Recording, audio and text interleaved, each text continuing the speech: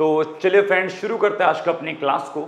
और आज की इस क्लास का हमारा टॉपिक है इन्वेस्टमेंट फंक्शन। जी हाँ, बहुत दिनों बाद मैं आप लोगों से मिल रहा हूँ, काफ़ी लंबे गैप से, कुछ दिन से या बोलूँ कुछ महीनों से मैं यूट्यूब पे नहीं था। कुछ रीजंस थे, कुछ प्रॉब्लम्स थी, बट अब उन सबको साइड में रखते हुए मैं वापस से यूट्यूब पे आ चुका हूँ। एंड अब हम लोग जो है वापस से अपने इकोनॉमिक्स के इस सफ़र को पूरा करेंगे, कंटिन्यू करेंगे। जो टॉपिक रह गए थे, जो कंटेंट रह गए थे, उन्हें कवर अप करवाया जाएगा। ठीक है, जैसे कि अगर बात करें मैक्रो इकोनॉमिक्स की, तो मैक्रो इकोनॉमिक्स के बचे हुए कंटेंट को पहले पूरा करेंगे। तो मैक्रो इकोनॉमिक्स में मेरे को याद है कि लास्ट में हम लोग saving function, consumption function, APC, APS, MPC, MPS यहाँ तक का पढ़कर गए थे। अब मैक्रो इकोनॉमिक्स में क्लास को आगे बढ़ाते हैं एंड आज की इस क्लास में हम स्टार्ट करेंगे इन्वेस्टमेंट फंक्शन नाम के टॉपिक से। बहुत ही सिंपल सा टॉपिक है एंड सिंपल होने के साथ साथ एग्जाम के पॉइंट ऑफ व्यू से एक इम्पॉर्टेंट टॉपिक भी है। एंड इसलिए भी इम्पॉर्टेंट है बिकॉज आगे के जो हम लेक्चर्स कवर करेंगे तो उन लेक्चर्स को समझने के लिए, उन टॉपिक्स को समझने के लिए इन्वेस्टमेंट फंक्शन नाम का टॉपिक अपने को आना ही चाहिए। ठीक है, तो चलिए शुरू करते हैं। कोई नहीं, एक लंबा गैप हो गया तो क्या दिक्कत है, हर किसी के लाइफ में प्रॉब्लम आती है।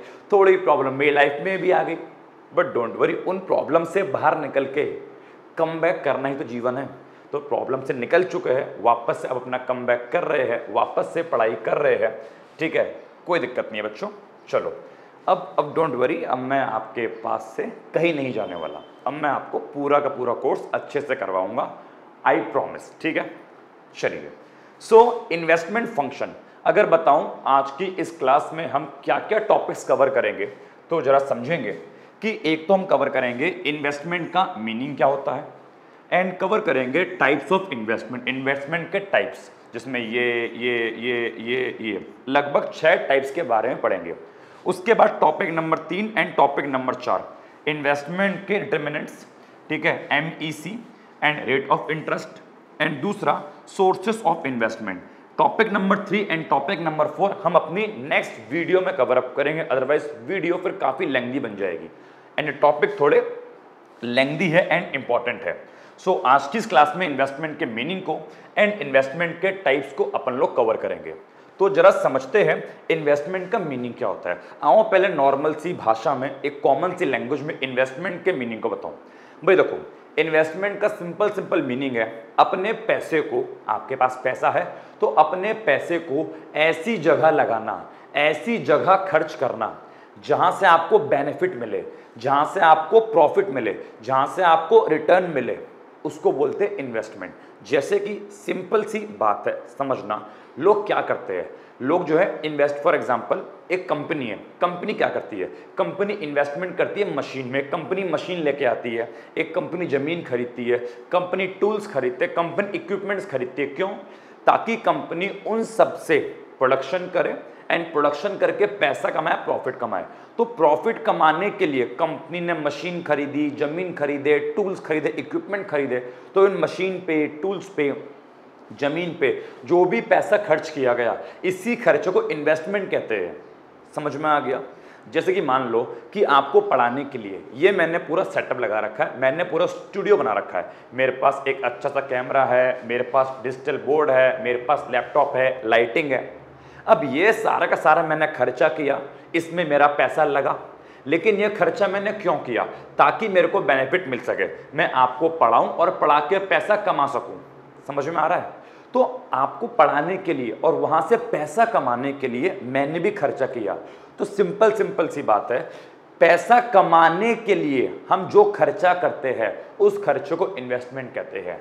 मैं एक आखिरी एग्जांपल और दूं, एक इंसान ने कार खरीदी, वो कार क्यों खरीदी? ताकि उसको एज ए टैक्सी के रूप में यूज करके वो पैसा कमा सके। तो उस व्यक्ति ने कार पे जो खर्चा किया वो खर्चा इन्वेस्टमेंट कहलाएगा। तो इन्वेस्टमेंट का सिंपल सा मतलब होता है ऐसी जगह पैसा खर्च करना जहां से आपको बेनिफिट मिल सके, ऐसी जगह पैसा खर्च करना जहां से आप गुड्स एंड सर्विस का प्रोडक्शन कर सको, उसी को इन्वेस्टमेंट कहते हैं। एंड अब क्योंकि हम बात कर रहे हैं मैक्रो इकोनॉमिक्स की, तो यहां पर बात करेंगे देश के लेवल की, कि देश के लेवल पे इन्वेस्टमेंट का मतलब क्या है। तो जब देश की सरकार खर्चा करती है ऐसी वस्तुओं पर, ऐसी गुड्स पर, जिससे कि सरकार की जीडीपी ग्रोथ बढ़ सके, देश आगे बढ़ सके, देश में इकोनॉमिक ग्रोथ हो सके, तो सरकार के इस खर्चे को इन्वेस्टमेंट कहा जाएगा। जैसे कि मान लीजिए सरकार ने मेट्रो ट्रेन पर खर्चा किया, सरकार ने इंफ्रास्ट्रक्चर पे खर्चा किया, सरकार ने स्कूलों पे, बैंकों पे, रोड पे, सरकार ने इन सब पे खर्चा किया। क्यों? ताकि देश की ग्रोथ बढ़ सके, देश आगे बढ़ सके, देश में जीडीपी बढ़ सके। तो बोलूँगा सरकार के द्वारा किए गए ये खर्चे इन्वेस्टमेंट कहलाते हैं। होपफुली समझ में आ गया होगा इन्वेस्टमेंट का मतलब क्या होता है। तो अगर मैं यहाँ से पढ़ूँ तो यहाँ पे लिखा है कि इकोनॉमिक्स के अंदर investment refers to expenditure on the purchase of capital goods. And आपको पता होगा कि इन सभी गुड्स को क्या बोलते हैं? Capital goods. की मान लीजिए अभी मैंने कहा ना कि एक टैक्सी ड्राइवर ने कार खरीदी, क्यों? ताकि टैक्सी चलाए, पैसा कमाए, तो उसके लिए कार कहलाई जाएगी कैपिटल गुड्स। एक कंपनी ने लैंड खरीदी, मशीन खरीदी, टूल्स एंड इक्विपमेंट खरीदे, तो उन सभी को बोला जाएगा कैपिटल गुड्स। मैंने आपको पढ़ाने के लिए कैमरा खरीदा, डिजिटल बोर्ड खरीदा, लाइट्स लगवाई, इन सबको बोला जाएगा कैपिटल गुड्स। ठीक है, तो इन्वेस्टमेंट का मतलब क्या होता है? हम ऐसे भी बोल सकते हैं कैपिटल गुड्स को खरीदने पे जो खर्चा हुआ, कैपिटल गुड्स जैसे कि प्लांट्स एंड मशीनरी खरीदने में, इक्विपमेंट खरीदने में खर्चा हुआ। ठीक है, सरकार जो है देश में डेवलपमेंट के लिए डैम्स बनवा रही है, इस पे खर्चा हुआ, सरकार ने रोड बनवाई, इस पे खर्चा हुआ, सरकार ने बिल्डिंग खरीदी, इन पे खर्चा हुआ। ठीक है, तो land, building, machine, tools, equipment, इन सबको खरीदने पे जो खर्चा होता है उसको इन्वेस्टमेंट कहते हैं। एंड इन सभी वस्तुओं को अपन लोग क्या बोलेंगे भाई साहब? अपन लोग बोलेंगे कैपिटल गुड्स।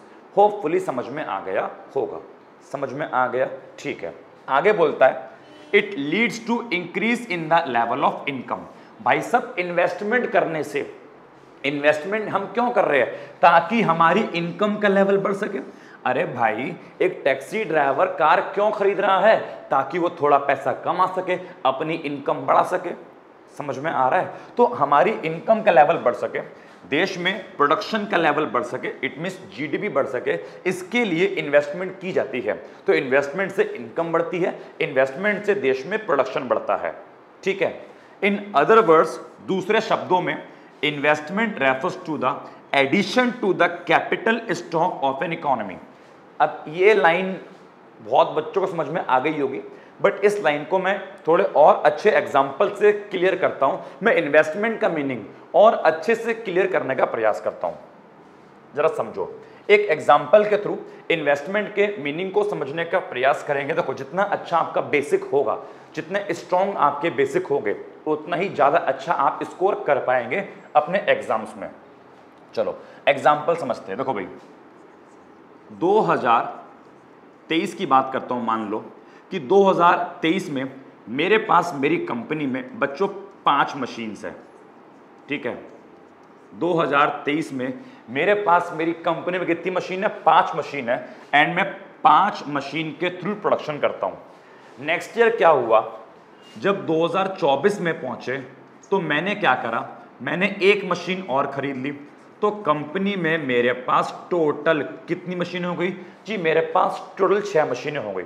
मशीन पहले कितनी थी? 5। अच्छा, इस मशीन को मैं क्या बोल दूं? क्या इस मशीन को मैं कैपिटल गुड्स बोल दूं? जी हाँ, ये मशीन है, लैंड है, बिल्डिंग है, इन्हें क्या बोलते हैं? Capital goods. तो पहले 5 कैपिटल गुड्स थी। बताओ अब मेरे पास कैपिटल गुड्स कितनी हो गई? 6 कैपिटल गुड्स जो है हो चुकी है। पहले 5 थी, अब 6 हो गई। बताओ कि कितनी इन्वेस्टमेंट हमने करी? 2024 में हमने कितनी इन्वेस्टमेंट करी? हमने एक मशीन की इन्वेस्टमेंट करी। अरे 5 तो हमारे पास पहले से ही थी। हमने 2024 की इन्वेस्टमेंट की बात कर रहा हूं, टोटल की बात नहीं कर रहा। 2024 में कितनी इन्वेस्टमेंट करी जी? 2024 में हमने एक मशीन और खरीदी, हमने एक मशीन की और इन्वेस्टमेंट करी। समझ में आ गया? तो 2024 की इन्वेस्टमेंट अगर बोलो कितनी आएगी जी? एक मशीन आएगी। ठीक है, तो 5 मशीन से जो एक मशीन हो गई, सॉरी 5 से जो 6 मशीन हो गई, इट मीन्स हमने जो है एक मशीन एक्स्ट्रा परचेज करी। मान लीजिए वो एक मशीन की जो प्राइस है बच्चों 1 लाख की एक मशीन आती है, तो हमने 1 लाख रुपए की हमने एक मशीन एक्स्ट्रा खरीदी। बच्चों इसी को मैं क्या बोलूँगा? इसी को बोलूँगा इन्वेस्टमेंट, कि 2024 में हमने 1 लाख रुपए की इन्वेस्टमेंट करी, बिकॉज 2024 में हमने एक मशीन और परचेज करी। समझ में आ गया? सो हम इन्वेस्टमेंट का मीनिंग होपफुली आपको समझ में आ गया होगा। अच्छा एक बात बताओ, मैं आपसे एक दूसरे एंगल से पूछूं, बताओ दूसरे एंगल से पूछूं, हमारी कैपिटल गुड्स में कितना चेंज हुआ? तो बोलेंगे 5 मशीन थी 6 मशीन हो गई। अगर मैं आपसे बोलूं कि चेंज इन कैपिटल, कैपिटल में कितना चेंज हुआ? 5 मशीन कितने की थी भैया? 5।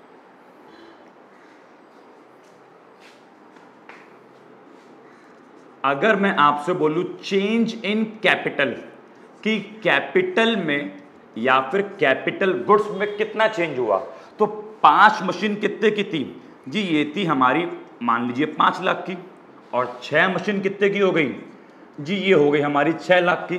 तो हमारी कैपिटल में 1 लाख का चेंज हुआ, है ना? हमारा चेंज इन कैपिटल कितना है? ये तो है, एक मशीन का चेंज हुआ या फिर 1 लाख का चेंज हुआ।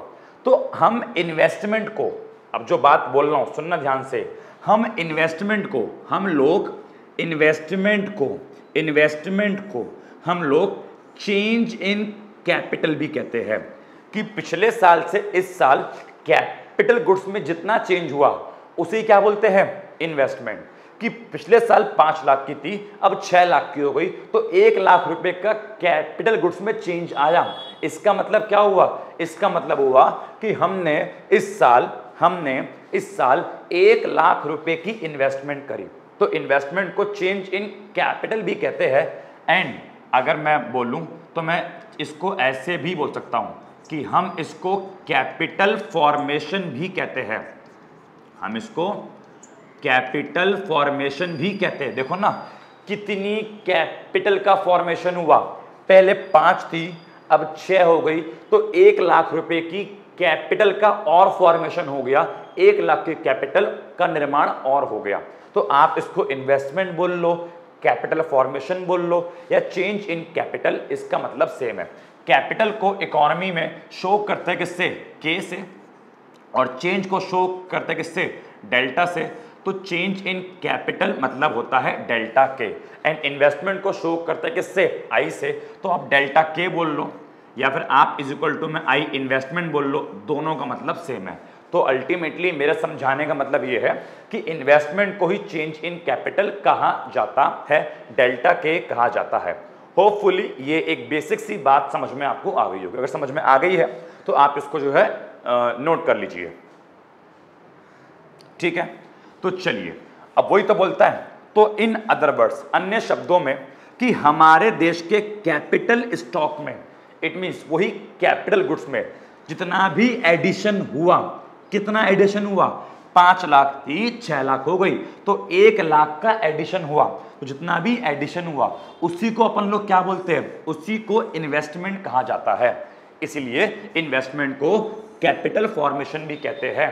या फिर ऐसे कि change in capital, it means यहां डेल्टा आएगा, it means change in capital delta के इज इक्वल टू इन्वेस्टमेंट होता है।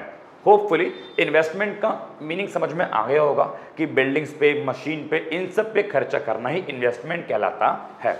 अब बात करते हैं टाइप्स ऑफ इन्वेस्टमेंट की, जिसमें कि सबसे पहला हमारा जो इन्वेस्टमेंट का टाइप आ रहा है वो आ रहा है financial investment and real investment. आइए मैं आपको एक बात बताऊं, देखो हम जो मैक्रो इकोनॉमिक्स पढ़ रहे हैं हम वो जेएम कीन्स के अकॉर्डिंग पढ़ते हैं, क्योंकि JM Keynes is the father of macro economics. And JM Keynes के अनुसार हम जब जब इन्वेस्टमेंट वर्ड की बात करेंगे तो हम रियल इन्वेस्टमेंट की बात करते हैं। जेएम कीन्स के अनुसार इकोनॉमिक्स के अंदर फाइनेंशियल इन्वेस्टमेंट का कोई रोल नहीं होता। ये दोनों इन्वेस्टमेंट होती क्या है मैं बता रहा हूं, बट उससे पहले जान लो कि रियल इन्वेस्टमेंट को अपने को मेन इन्वेस्टमेंट न मानना है, फाइनेंशियल इन्वेस्टमेंट को अपने को इग्नोर करना होता है, ठीक है? तो पहला रियल इन्वेस्टमेंट क्या है? तो अभी हम लोग जो इन्वेस्टमेंट का मीनिंग पढ़ के आए हैं ना, उसी को रियल इन्वेस्टमेंट कहते हैं। कि जब हम इन्वेस्टमेंट करें लैंड में, बिल्डिंग में, मशीन में, टूल्स में, इक्विपमेंट में, फिक्स्ड असेट बोलते हैं अकाउंट्स के लैंग्वेज में इसको। तो जब हम इन्वेस्टमेंट करें अपनी फिक्स असेट में, लैंड, बिल्डिंग, टूल्स, इक्विपमेंट, इन सब में, तो उसी को रियल इन्वेस्टमेंट कहा जाता है।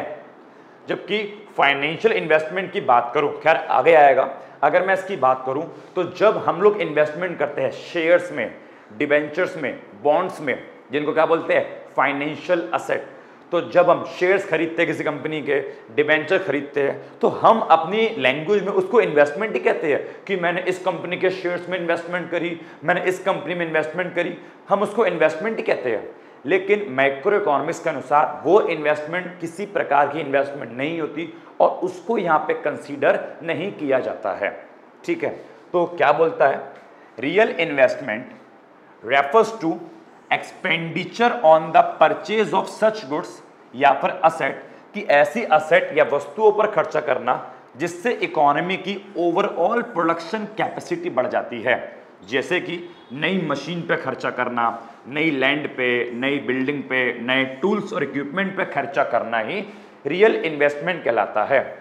It implies addition to the capital stock of an economy. वही वाली लाइन आगे जो अभी लास्ट स्लाइड में पढ़ी कि इन्वेस्टमेंट का मतलब क्या होता है कि जब देश का कैपिटल स्टॉक बढ़ जाए उसे क्या बोलते हैं, उसी को इन्वेस्टमेंट कहते हैं। ठीक है, real investment is also called capital formation. वही बात मैंने आपको बोल दी कि रियल इन्वेस्टमेंट का मतलब क्या है कि एक्चुअल में हम जो इन्वेस्टमेंट का मीनिंग अभी पढ़ के आए हैं इस वाले केस में, इसी इन्वेस्टमेंट को ही क्या बोलते हैं, रियल इन्वेस्टमेंट कहते हैं। समझ में आ गया? ओके। लेकिन दूसरी ओर एक होती है बच्चों, कौन सी, फाइनेंशियल इन्वेस्टमेंट, कि जब इन्वेस्टमेंट हम लोग शेयर डिबेंचर बॉन्ड्स में करें उसे क्या बोलेंगे भाई साहब, उसको बोलेंगे फाइनेंशियल इन्वेस्टमेंट। इन्वेस्टमेंट तो आप हर जगह कर सकते हो, ठीक है, लैंड में, बिल्डिंग में, मशीन में, शेयर्स में, डिबेंचर में, बॉन्ड में, प्यार में, मोहब्बत में। हाँ, प्यार और मोहब्बत, प्यार और मोहब्बत में इन्वेस्टमेंट मत करना बेटा, ज़िंदगी बर्बाद हो जाएगी। अपनी पढ़ाई पे इन्वेस्टमेंट करो, अपने फ्यूचर पे इन्वेस्टमेंट करो। प्यार मोहब्बत धोखा है, पढ़ लो बेटा, मौका है। ठीक है, हाँ जी, सुन लीजिए। फाइनेंशियल इन्वेस्टमेंट क्या होता है, तो बोलता है financial investment refers to the expenditure on the purchase of stocks and shares of companies. यहाँ पे शायद टाइपिंग मिस्टेक हो गई है, मतलब मिस्टेक नहीं है, थोड़ा स्पेस जो है वर्ड्स के बीच नहीं आ पाया, कोई नहीं, मैं मुंह से बोल रहा हूँ, आपको समझ में आ रहा होगा कि फाइनेंशियल इन्वेस्टमेंट का मतलब वो उस खर्चे से है जब हम किसी कंपनी के स्टॉक्स में या कंपनी के शेयर्स में खर्चा करते हैं, तो उसे क्या बोलते हैं, उसको फाइनेंशियल इन्वेस्टमेंट बोलते हैं। अब क्या बोलता है, एक इंडिविजुअल के पॉइंट ऑफ व्यू से, कि हम लोग, तुम लोग के पॉइंट ऑफ व्यू से, तो ये एक इन्वेस्टमेंट है, हम इसको इन्वेस्टमेंट मानते हैं। क्यों? बिकॉज इससे हमारी असेट बढ़ती है। हम किसी कंपनी के शेयर्स खरीदते हैं, शेयर का दाम बढ़ जाता है, हमें प्रॉफिट होता है, तो हमारे पॉइंट ऑफ व्यू से ये एक इन्वेस्टमेंट है।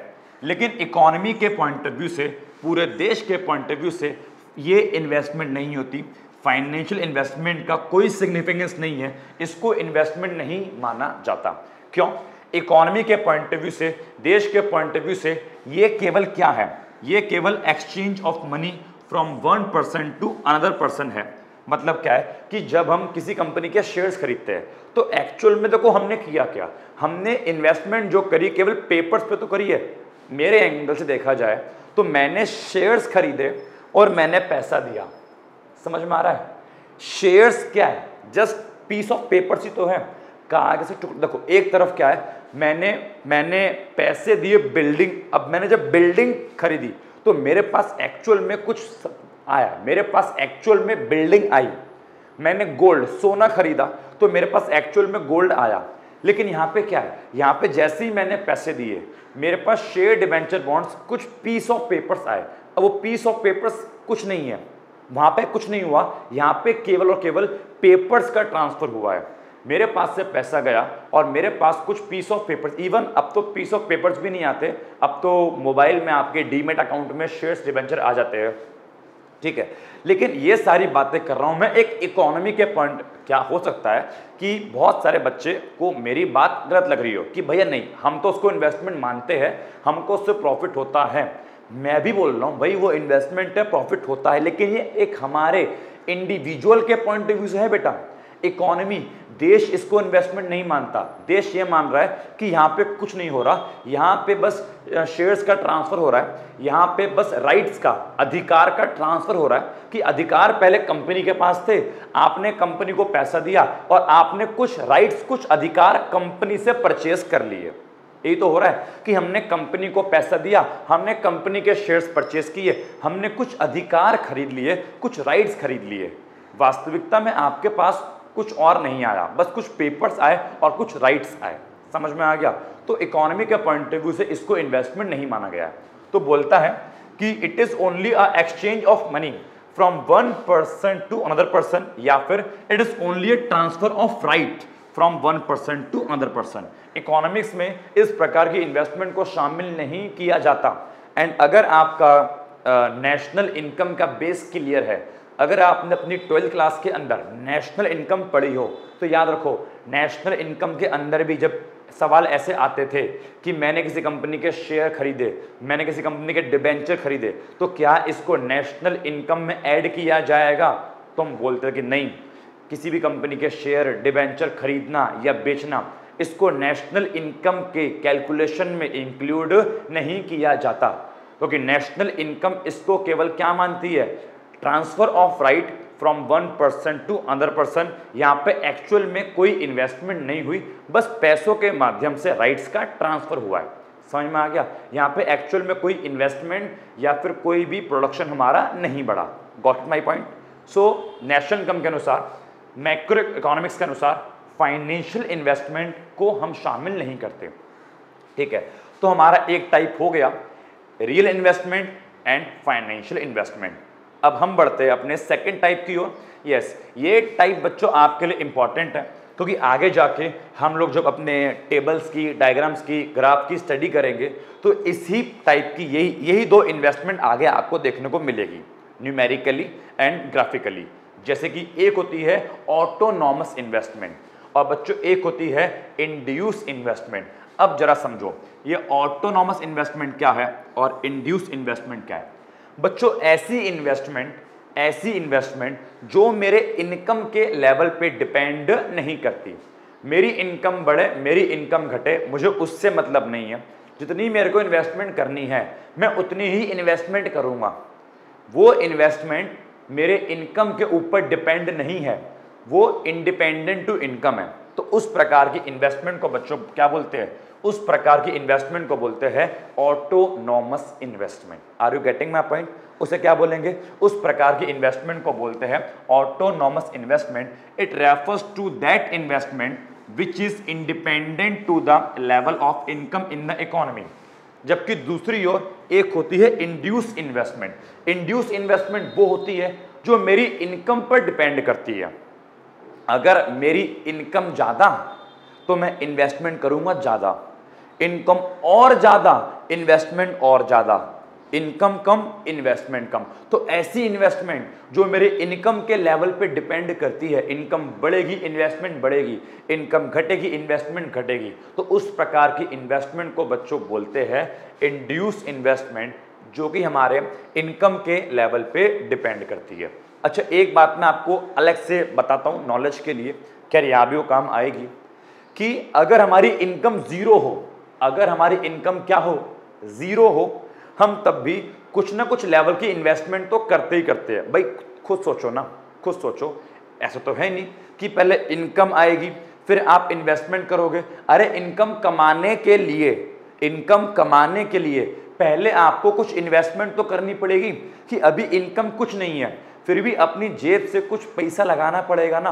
कि मान लो मुझे फैक्ट्री खोलनी है, अब मेरे पास इनकम कुछ नहीं आई तो मेरे को अपनी जेब से पहले ज़मीन खरीदनी पड़ेगी, पहले मेरे को मशीन लानी पड़ेगी, पहले फैक्ट्री बनानी पड़ेगी, उसके बाद काम स्टार्ट होगा, उसके बाद मेरी जो गुड्स है वो मार्केट में सेल होगी, तब जाके मेरे को इनकम आना स्टार्ट होगी। तो इसका मतलब है कि अगर मेरी इनकम का लेवल जीरो है तब भी हम कुछ ना कुछ लेवल की इन्वेस्टमेंट तो करते ही करते हैं। समझ में आ गया? अगर मैं आपको थोड़ा ग्राफ के थ्रू समझाने का प्रयास करूं तो मान लीजिए कि यहां पे लिखा मैंने इन्वेस्टमेंट, ठीक है, यहां पे क्या लिखा मैंने? इन्वेस्टमेंट। और इधर लिखा बच्चों मैंने इनकम। इधर क्या लिखा मैंने जी, इधर लिखा मान लीजिए मैंने इनकम। अब मैं क्या बोल रहा हूं, अब मैं बोल रहा हूं कि अगर मेरी इनकम 0 है, मैं तब भी कुछ ना कुछ लेवल की इन्वेस्टमेंट तो करूंगा ही करूंगा। ठीक है, इनकम हमारी 0 होगी तब भी कुछ ना कुछ लेवल की इन्वेस्टमेंट तो हम करेंगे ही करेंगे। फिर चाहे गवर्नमेंट की बात कर लो कि गवर्नमेंट की कुछ इन्वेस्टमेंट ऐसी है जो सरकार को करनी ही पड़ेगी, चाहे सरकार को उससे बेनिफिट हो या सरकार को उससे बेनिफिट ना हो। फॉर एग्जांपल, सरकार को देश में स्कूल अस्पताल बनाने ही पड़ेंगे, चाहे सरकार के पास पैसा आए सरकार के पास पैसा ना आए। तो 0 लेवल ऑफ इनकम पर भी कुछ ना कुछ इन्वेस्टमेंट तो होती ही होती है। समझ में आ गया? तो 0 लेवल ऑफ इनकम पर भी हम इतनी इन्वेस्टमेंट तो करेंगे ही करेंगे। लेकिन अब ये बात दोनों में कॉमन हो गई, ये बात दोनों में कॉमन है कि 0 पे इन्वेस्टमेंट यहां भी करूंगा, 0 पे इन्वेस्टमेंट यहां भी करूंगा। अब दोनों में डिफरेंस क्या है? अब डिफरेंस ये है कि यहां पे हमने जो एक बार इन्वेस्टमेंट कर दी, अब हमारी इन्वेस्टमेंट यही रहेगी, हमारी इन्वेस्टमेंट ऊपर नहीं जा रही, इन्वेस्टमेंट नहीं बढ़ रही, क्योंकि ऑटोनोमस इन्वेस्टमेंट वो होती है जो independent to the level of income होती है। इट मींस मान लीजिए कि यहां पे लिखा मैंने 40 करोड़, कि इसका मतलब क्या है? अगर सरकार मान लो या कोई भी मान लो, अगर हम 40 करोड़ की इन्वेस्टमेंट कर रहे हैं, तो अब हमारी इनकम अगर बढ़ भी गई तब भी इन्वेस्टमेंट 40 करोड़ है, इनकम और बढ़ गई तब भी इन्वेस्टमेंट 40 है, इनकम और बढ़ गई तब भी इन्वेस्टमेंट 40 है। इट मींस ऑटोनोमस इन्वेस्टमेंट वो होती है जो कांस्टेंट रहती है। इनकम मेरी बढ़े या इनकम मेरी घटे, हमको इन्वेस्टमेंट से कोई भी हमको इनकम से कोई भी लेन देन नहीं है। इनकम हमारी कांस्टेंट रहेगी, चाहे इनकम मेरी 0 हो, चाहे इनकम मेरी 100 हो, चाहे इनकम 200 हो, चाहे इनकम 300 हो। इन्वेस्टमेंट मेरी 100 पर भी 40, 200 पर भी 40 और 300 पर भी 40 ही रहेगी। That is called autonomous investment. लिखा है it is same at all level of income, it is not done for profit motive. हम ये प्रॉफिट मोटिव के लिए नहीं कर रहे हैं। अगर प्रॉफिट कमाने के लिए करता तो जैसे जैसे इनकम बढ़ती मैं वैसे वैसे और इन्वेस्टमेंट करता। तो ये इन्वेस्टमेंट प्रॉफिट कमाने के लिए नहीं की जाती, ये इन्वेस्टमेंट अक्सर सरकार द्वारा सोशल वेलफेयर के लिए की जाती है। फॉर एग्जाम्पल, मैंने वही बात बोली कि कुछ कुछ केस ऐसे हैं जहां पे सरकार को इन्वेस्टमेंट करनी ही पड़ेगी, चाहे सरकार की इनकम बढ़ जाए या सरकार की इनकम घट जाए। गवर्नमेंट को वो इन्वेस्टमेंट करनी ही पड़ेगी। वो इन्वेस्टमेंट सरकार प्रॉफिट के लिए नहीं कर रही, वो इन्वेस्टमेंट सरकार सोशल वेलफेयर के लिए कर रही है। सरकार को स्कूल और अस्पताल बनाने ही पड़ेंगे, चाहे वहां से इनकम आए या फिर वहां से इनकम ना आए, क्योंकि सरकार यह प्रॉफिट मोटिव के लिए नहीं बल्कि सोशल वेलफेयर के लिए कर रही है। तो मैं ऐसे भी बोल सकता हूं, ऑटोनॉमस इन्वेस्टमेंट को अक्सर गवर्नमेंट द्वारा किया जाता है। ओके, हम दूसरी ओर बात करें इंड्यूस इन्वेस्टमेंट की, तो ये वो इन्वेस्टमेंट है जो चेंज होती है जब इनकम का लेवल चेंज होता है, कि जैसे जैसे इकोनॉमी के अंदर इनकम बढ़ेगी वैसे वैसे इन्वेस्टमेंट का लेवल बढ़ेगा। देखो, स्टार्टिंग में कुछ इन्वेस्टमेंट तो करनी ही पड़ेगी, वो तो होती है, ठीक है। उसके बाद अब क्या हुआ, ऐसे केस में इन्वेस्टमेंट कर्व जो है ऊपर की ओर जाता है। ऊपर की ओर क्यों जाता है? कि जैसे जैसे इनकम बढ़ेगी हमको प्रॉफिट होगा, वैसे वैसे हम और इन्वेस्टमेंट करेंगे। इनकम बढ़ेगी, इन्वेस्टमेंट बढ़ेगी, इसलिए इन्वेस्टमेंट कर्व कहां गया? ऊपर की ओर गया, अपवर्ड स्लोपिंग कर्व गया। ठीक है, क्या लिखा है? इट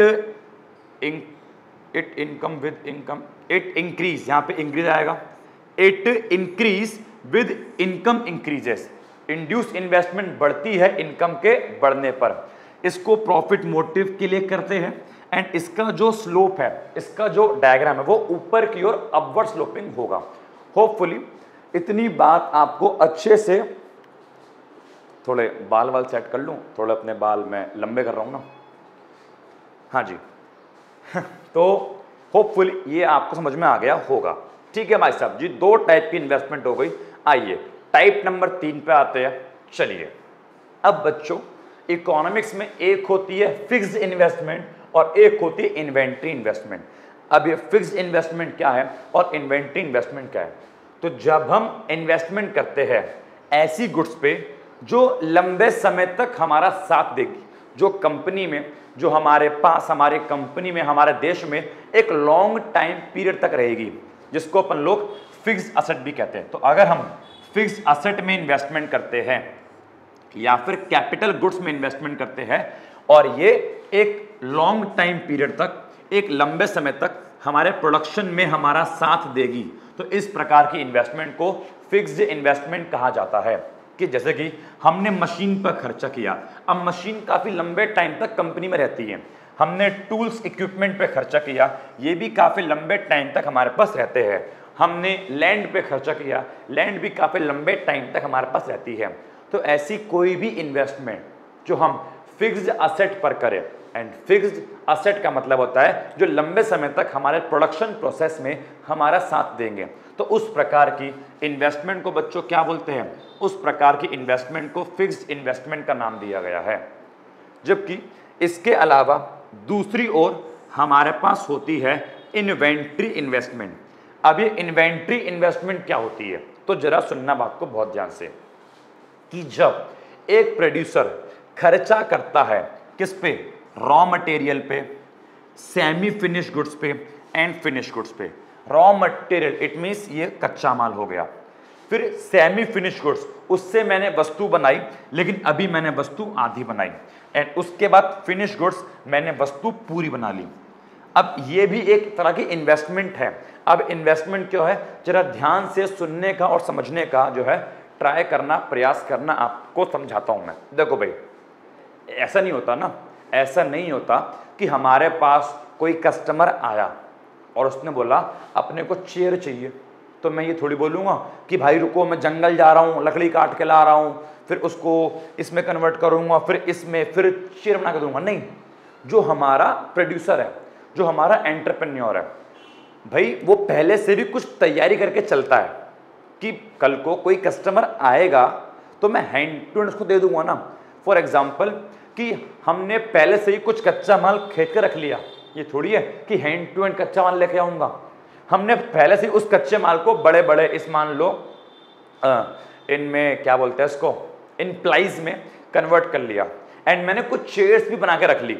ये सारी मेरी इन्वेस्टमेंट ही तो है। अभी इन सबको ऑर्डर नहीं आया है, इन सबको मैंने बेचा नहीं है, लेकिन इनकी प्रिपरेशन मैंने पहले से ही करके रख ली कि कल को जब मेरे पास कस्टमर आएगा, ऑर्डर देगा, तो मैं जंगल थोड़ी जाऊंगा लकड़ी काटने, मैं पहले से ही प्रिपेयर करके रख लिया। तो इसको बोलते हैं क्या? Inventory investment. हाँ, अगर मेरे पास इन सबको ऑर्डर होता कि इसको बेचना है, इनका ऑर्डर है, तो फिर मैं इसको इन्वेस्टमेंट नहीं बोलता, फिर मैं इसको सेल बोलता। क्या बोलता मैं इसको? सेल। ठीक है, कि भले ही भविष्य में बेचनी है बट मैं इसको सेल बोलता। लेकिन अभी मेरे पास इन सबको ऑर्डर नहीं आया हुआ, इन सबको मैंने पहले से ही अपने पास प्रिपेयर करके रख लिया कि जब ऑर्डर आएगा तब मैं इसको कन्वर्ट करके या वस्तु बना के बेच दूंगा। तो जब तक मैं इसको नहीं बेच रहा तब तक मैं इसको इन्वेस्टमेंट ही बोलूंगा। एंड अगर मैं थोड़ा और डिटेल में आपको लेके जाऊं, मैं थोड़ा और गहराई में आपको बताऊं नेशनल इनकम के या जीडीपी के पॉइंट ऑफ व्यू से, तो वैसे तो आप लोगों के माइंड में आ रहा होगा भैया ये रॉ मटेरियल है, ठीक है, ये है सेमी फिनिश गुड्स है, ये फिनिश गुड्स है, हम इसको इन्वेस्टमेंट कैसे बोल सकते हैं? इन्वेस्टमेंट थोड़ी है। हाँ, मैं आपकी बात से एग्री हूँ कि आपको शायद सुनने में अजीब लग रहा हो कि ये इन्वेस्टमेंट थोड़ी है, ये तो गुड्स है, ये तो वस्तु है, इनको तो बेचना है। आपने बता रखा है कि इन्वेस्टमेंट तो वो होती है जिससे हमको बेनिफिट मिले, जो लंबे टाइम तक चले। मैं एग्री कर रहा हूँ, ठीक है, लेकिन जरा सुनने का प्रयास करना, समझने का प्रयास करना। नेशनल इनकम कहता है कि अगर आपके पास रॉ मटेरियल या फिर सेमी फिनिश गुड्स या फिर फिनिश गुड्स को पड़े हुए 1 साल हो गया, मतलब कि इन सबको मैंने पहले से ही परचेज करके रख लिया था कि कल को ऑर्डर आएगा मैं इसको यूज करके बना के बेचूंगा, लेकिन अब हुआ क्या, इनको रखे रखे 1 साल हो गया। तो याद रखना, जैसे ही रॉ मटेरियल, जैसे ही सेमी फिनिश गुड्स और जैसे ही फिनिश गुड्स अपना 1 साल का टाइम पीरियड कवर कर लेते हैं, इट मीन्स एक अकाउंटिंग ईयर से जैसे ही वो दूसरे अकाउंटिंग ईयर में आते हैं, कि मान लीजिए मैं थोड़ी बातें गहराई में लेके जा रहा हूं कि मान लो इन सबको मैंने 2023-24 के अकाउंटिंग ईयर में परचेज किया था इन सबको, ठीक है। 2023-24 में ना मैं इन सबको गुड्स मानूंगा, वस्तु मानूंगा, ठीक है। 2023-24 के अंदर परचेज किया, ये सब मेरे लिए अभी गुड्स है, वस्तुएं है। लेकिन अब मान लो इन सबको मैं सेल नहीं कर पाया, ठीक है भाई, मैंने बहुत सारा बल्क में परचेज कर लिया था, सारा कच्चा माल यूज नहीं हो पाया, हर चीज यूज नहीं हो पाई, एंड कुछ वस्तुएं ये सब मेरे पास अब बच गया, जो कि 2024-25 में ट्रांसफर हो गया। अब जैसे ही ये सब finish goods, semi finish, raw material, जैसे ही ये एक ईयर से दूसरे ईयर में एंट्री करते हैं, वैसे ही ये इन्वेस्टमेंट में कन्वर्ट हो जाते हैं, एंड इस प्रकार की इन्वेस्टमेंट को इन्वेंट्री इन्वेस्टमेंट कहा जाता है। तो सिंपल याद रख लो बस, अगर आपने इन्वेस्टमेंट करी फिक्स्ड असेट में, फिक्स इन्वेस्टमेंट, लेकिन आपने इन्वेस्टमेंट करी है रॉ मटेरियल में, सेमी फिनिश गुड्स में एंड फिनिश गुड्स में, तो इसको क्या बोलेंगे? इसको बोलेंगे इन्वेंट्री इन्वेस्टमेंट। होपफुली ये बात आपको समझ में आ गई होगी, थोड़ा मैं इसको डिटेल में लेके चला गया, चलो कोई नहीं, आगे बढ़ते हैं। अब अगला टाइप है बच्चों gross investment and net investment. बच्चों ग्रॉस का मतलब होता है एक प्रकार से टोटल इन्वेस्टमेंट। तो अगर मैं बोलूं कि ग्रॉस इन्वेस्टमेंट क्या होता है, gross investment is the sum of fix investment and inventory investment, कि जो आप अभी पढ़ के आए, फिक्स इन्वेस्टमेंट और इन्वेंट्री, कि एक कंपनी ने या एक प्रोड्यूसर ने कुछ खर्चा फिक्स इन्वेस्टमेंट पे किया एंड कुछ खर्चा इन्वेंट्री इन्वेस्टमेंट पे किया, raw material, semi finish goods, finish goods, इन सब पे खर्चा किया। तो मैंने खर्चा कहाँ किया? कुछ खर्चा मशीन में किया, मैंने मशीन लेके आया, ठीक है, लैंड खरीदी, मशीन लेके आया, टूल्स, इक्विपमेंट एंड प्रोडक्शन को बढ़ाने के लिए फिर मैं रॉ मटेरियल लेके आया, इन सब पे खर्चा किया।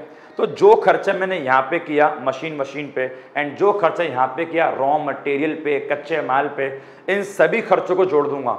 It means fix investment and inventory investment, अगर मैं दोनों को जोड़ देता हूं तो भाई साहब जो मेरे को मिलता है उससे अपन लोग क्या बोलेंगे बाबा? उसको बाबा बेबीज उसको बोलेंगे ग्रॉस इन्वेस्टमेंट। तो बोलता तो है कि ये क्या है?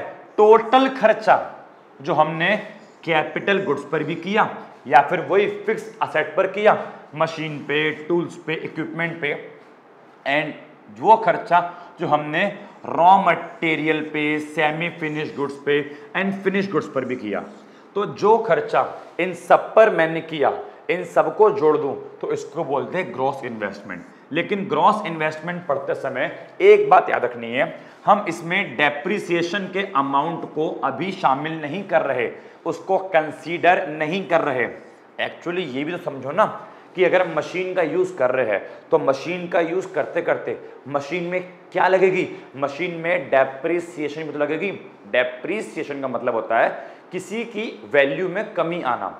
आप मशीन का यूज करोगे तो मशीन का यूज करते करते मशीन की वैल्यू में कमी आएगी। 1 लाख की मशीन लेके आए थे, क्या साल के एंड तक उस मशीन की वैल्यू 1 लाख बचेगी? नहीं बचेगी, उस मशीन में कुछ कमी भी तो आएगी, इसको बोलते हैं डेप्रिसिएशन। लेकिन हालांकि अभी हम यहाँ पे डेप्रिसिएशन को शामिल नहीं कर रहे, हम ऐसा मान रहे हैं कि हम जो लेकर आए, जो भी खर्चा किया, दैट इज ग्रॉस इन्वेस्टमेंट, ठीक है। फिर बच्चों एक होता है नेट इन्वेस्टमेंट। अब नेट इन्वेस्टमेंट क्या होता है? नेट इन्वेस्टमेंट बोलता है कि जब हम डेप्रिसिएशन को शामिल कर ले, डेप्रिसिएशन को भी हम कंसीडर कर ले, कि मान लीजिए एग्जाम्पल के थ्रू मैं इसको समझाने का आपको प्रयास करता हूं, ठीक है, समझने का प्रयास करना। देखो भाई, मान लो 1 जनवरी 2024 की बात है, ठीक है, 1 जनवरी 2024 की बात है।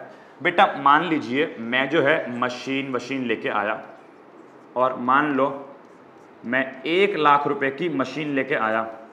उसके बाद बेटा मान लो मैं रॉ मटेरियल, मैंने इस पर भी खर्चा किया, और मान लीजिए रॉ मटेरियल पे बच्चों मान लो मैंने 50,000 रुपये खर्चा किया।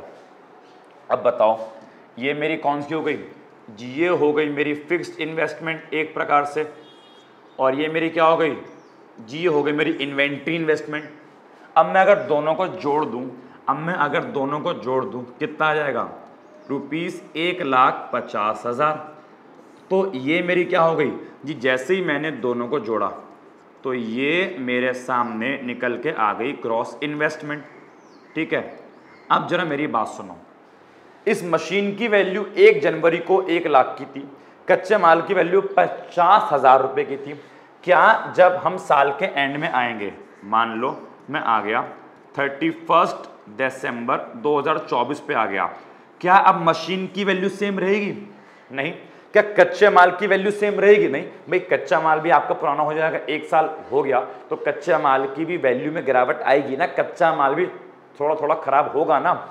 तो भाई 31 दिसंबर को 2024 को इनकी वैल्यू सेम नहीं रहेगी, इनकी वैल्यू में क्या आएगी? कमी आएगी। और मान लो 1.5 लाख रुपए की जो टोटल वैल्यू थी, अब कुछ कमी मशीन में आ गई और कुछ कमी रॉ मटेरियल में आ गई। एंड देखा मैंने कि मान लो इनमें जो कमी आई,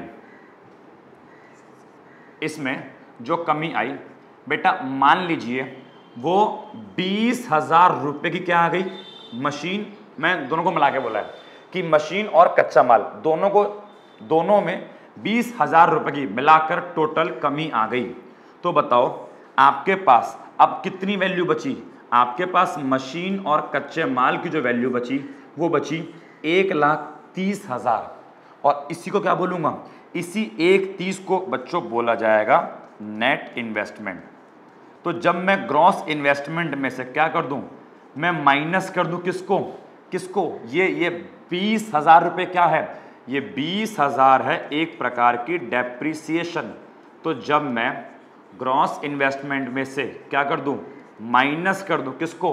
डेप्रिसिएशन को, कि जितनी वैल्यू थी उसमें से पूरे साल यूज करने के बाद जो कमी आ गई उस कमी को माइनस कर दूं, तो मेरे पास जो वैल्यू बचेगी उसको मैं क्या बोलूंगा कि उसी वैल्यू को बोला जाएगा net investment. Hopefully net investment का मीनिंग आपको समझ में आ गया होगा।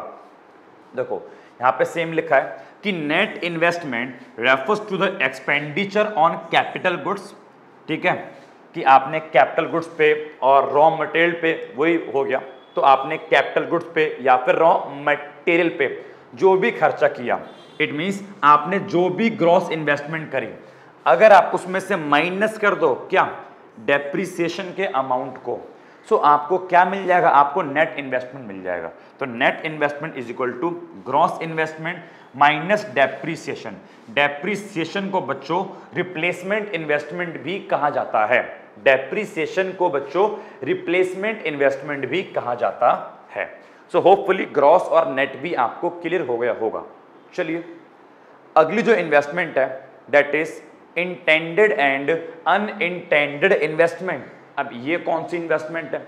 तो बच्चों इंटेंडेड का मतलब होता है कि जो हम करने वाले हैं। ठीक है, आप इसे क्या बोल दो? इंटेंडेड बोल लो। आप इसको प्लान, कि हम जो करने वाले हैं, वॉलंटरी, जो हमारी इच्छा में है जो हम करेंगे, या फिर इसको एक्स एंटे भी कहते हैं। तो इंटेंडेड, एक्स एंटे, प्लान या फिर वॉलंटरी। जबकि एक होता है अनइंटेंडेड, जिसकी हमारी कोई इंटेंशन नहीं थी, अनप्लान्ड, जिसके बारे में हमने कोई प्लान नहीं किया था, इनवॉलंटरी, जिसकी हमारी कोई भी इच्छा नहीं थी, या फिर आप इसको एक्स पोस्ट भी बोल सकते हो। तो सुनो भाई क्या कह रहा हूं मैं कह रहा हूं ऐसी इन्वेस्टमेंट जिसके बारे में मैंने पहले से प्लान कर रखा था कि मैं यहां इन्वेस्टमेंट करूंगा, वहां इन्वेस्टमेंट करूंगा, यहां इन्वेस्टमेंट करूंगा। तो ऐसी इन्वेस्टमेंट जिसके बारे में मैंने ऑलरेडी पहले से प्लान कर रखा है उसको बोलूंगा मैं इंटेंडेड इन्वेस्टमेंट। और ऐसी इन्वेस्टमेंट जिसके बारे में मैंने प्लान नहीं कर रखा था, लेकिन फिर भी अब मेरी इन्वेस्टमेंट हो गई।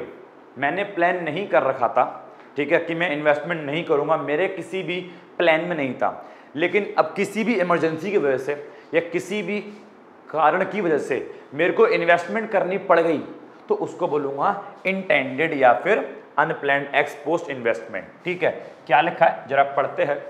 तो बोलता है when the entrepreneurs make investment according to a definite plan, कि जब हम एक प्लान के अनुसार इन्वेस्टमेंट करें ताकि हम अपने ऑब्जेक्टिव को, अपने गोल को पूरा कर सके, तो इसको बोलूंगा मैं इंटेंडेड इन्वेस्टमेंट। लेकिन बोलता है अनप्लान्ड इन्वेस्टमेंट वो होती है that investment which is involuntary incurred by investor, जो कि इन्वेस्टर इनवॉलंटरी मतलब उसका प्लान नहीं था, उसकी इच्छा नहीं थी, बट फिर भी वो इन्वेस्टमेंट हो गई, वो इन्वेस्टमेंट क्रिएट हो गई, उसको बोलूंगा अनइंटेंडेड इन्वेस्टमेंट। ठीक है, जैसे कि मैनी अ टाइम, बहुत बार, due to a sudden fall in demand. अब भाई मान लो वस्तु बेचता हूं, अब क्या हुआ, मेरी वस्तु की डिमांड कम हो गई।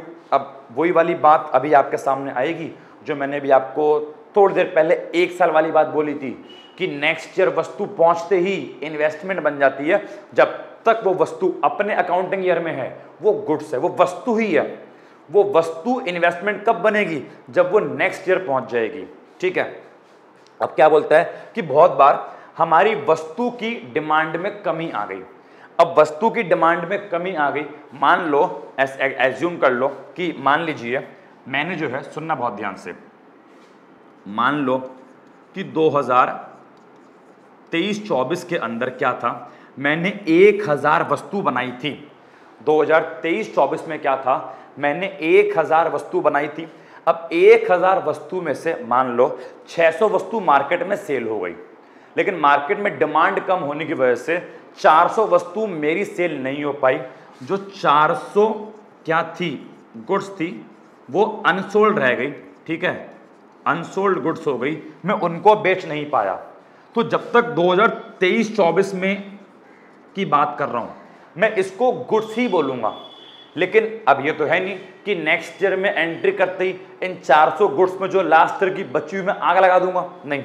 जैसे ही मैं 2024 से 25 में पहुंचा, तो 2024-25 में पहुंचते ही जो 400 गुड्स मेरे लास्ट ईयर की थी, अब उसको मैं कहां लेके आऊंगा, 2024-25 में लेके आऊंगा।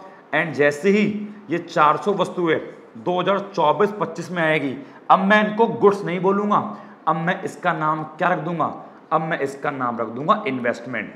अब ये इन्वेस्टमेंट हो गई, अब ये गुड्स नहीं है। गुड्स अलग चीज है, इन्वेस्टमेंट अलग चीज है। गुड्स का ट्रीटमेंट अलग होता है, इन्वेस्टमेंट का ट्रीटमेंट अलग होता है। अब ये इन्वेस्टमेंट बन गई है, अब ये गुड्स नहीं है। समझ में आ गया? तो ये बोलता है कि जैसे ही डिमांड कम हुई, stock of goods accumulated with the entrepreneur, तो वस्तुओं का जो स्टॉक है इकट्ठा हो जाता है। भाई सारे वस्तु बेच नहीं पाया, तो 400 वस्तु मेरे पास क्या हो गई, एक्यूमुलेट हो गई, मेरे पास इकट्ठी हो गई, जिनको मैं इस साल बेच नहीं पाया। These stocks accumulate against their will. अब ये जो वस्तु इकट्ठी हुई, क्या ये मेरी इच्छा से हुई? नहीं, ये मेरी प्लान, ये मेरी इच्छा के अगेंस्ट जाके हुआ। मैं तो चाहता था ना कि सारी वस्तुएं सेल हो जाए, ये 400 ये भी सेल हो जाए, लेकिन भाई डिमांड नहीं हुई और मेरी इच्छा के अगेंस्ट जाकर ये 400 वस्तुएं मेरे पास बच गई। और 400 वस्तु क्या बन गई, ये इन्वेस्टमेंट में कन्वर्ट हो गई। क्या इसको इन्वेस्टमेंट में मैंने कन्वर्ट जानबूझकर किया? नहीं, ये अपने आप हो गया, इसमें मेरी कोई इंटेंशन नहीं थी। तो इस प्रकार की इन्वेस्टमेंट को क्या बोलते हैं, अनइंटेंडेड इन्वेस्टमेंट। समझ में आ गया? ठीक है, सो इंटेंडेड और अनइंटेंडेड इन्वेस्टमेंट भी क्लियर है। ठीक है, ओके। आखिरी, अब आखिरी है बच्चों, private investment and public investment. बहुत सिंपल है, वो इन्वेस्टमेंट जो प्राइवेट सेक्टर द्वारा की जाए, प्राइवेट इन्वेस्टमेंट, एंड वो इन्वेस्टमेंट जो पब्लिक सेक्टर या फिर गवर्नमेंट द्वारा की जाए, that is called public investment. क्या बोलता है, private investment refers to that investment which is made by the private individual. जब प्राइवेट सेक्टर या प्राइवेट इंडिविजुअल द्वारा इन्वेस्टमेंट की जाए, क्यों? प्रॉफिट कमाने के। भाई प्राइवेट सेक्टर का पर्पस क्या है, प्रॉफिट कमाना। तो जब कोई भी प्राइवेट सेक्टर इन्वेस्टमेंट करता है प्रॉफिट कमाने के पर्पस से, उसको प्राइवेट इन्वेस्टमेंट कहते हैं। ठीक है, ये बोलता है कि प्राइवेट इन्वेस्टमेंट 2 फैक्टर्स पे डिपेंड करती है। पहला, मार्जिनल एफिशिएंसी ऑफ कैपिटल, दूसरा रेट ऑफ इंटरेस्ट। एंड मैंने कहा था ये दोनों चीज क्या है, इसको मैं अपनी नेक्स्ट वीडियो में कवर अप करूंगा कि मार्जिनल एफिशिएंसी ऑफ कैपिटल क्या है, रेट ऑफ इंटरेस्ट क्या है, तब जाके प्राइवेट इन्वेस्टमेंट आपको और अच्छे से क्लियर हो जाएगा। ठीक है, पब्लिक इन्वेस्टमेंट क्या होता है, तो public investment refers to the investment which is made by central government, state government या फिर म्युनिसिपल कॉरपोरेशन। ये सब क्या है, ये सब गवर्नमेंट बॉडी है। तो जब गवर्नमेंट बॉडीज द्वारा, सरकार द्वारा इन्वेस्टमेंट की जाए, किस पर्पज से? वेलफेयर के पर्पज से, सोशल वेलफेयर के पर्पज से। इसका पर्पज प्रॉफिट कमाना नहीं है। ये जो इन्वेस्टमेंट है सोशल वेलफेयर के पर्पज से, इकोनॉमिक डेवलपमेंट के पर्पज से की जाती है। तो इस प्रकार की इन्वेस्टमेंट को पब्लिक इन्वेस्टमेंट कहा जाता है। यहाँ पे आपके इन्वेस्टमेंट फंक्शन और उस इन्वेस्टमेंट के टाइप्स खत्म हो चुके हैं। ठीक है, होपफुली आपको लेक्चर समझ में आ गया होगा। तो यहाँ पे हमने जो है इन्वेस्टमेंट का मीनिंग और इन्वेस्टमेंट के टाइप्स कवर कर लिए हैं। ये 2 टॉपिक मैं आपको नेक्स्ट वीडियो में कवर अप कराऊंगा। तो बहुत दिनों बाद हम वापस मिले हैं, बहुत दिनों बाद हम लोगों ने अपने लेक्चर शुरू करे हैं। ठीक है, चलिए कोई नहीं, अब हम वापस से कंटिन्यू करेंगे। आज के लिए इतना काफ़ी है। मिलते हैं नेक्स्ट वीडियो में, नेक्स्ट क्लास में। Thank you so much. जब तक मैं ना मिलूँ, दुआओं में याद रखना।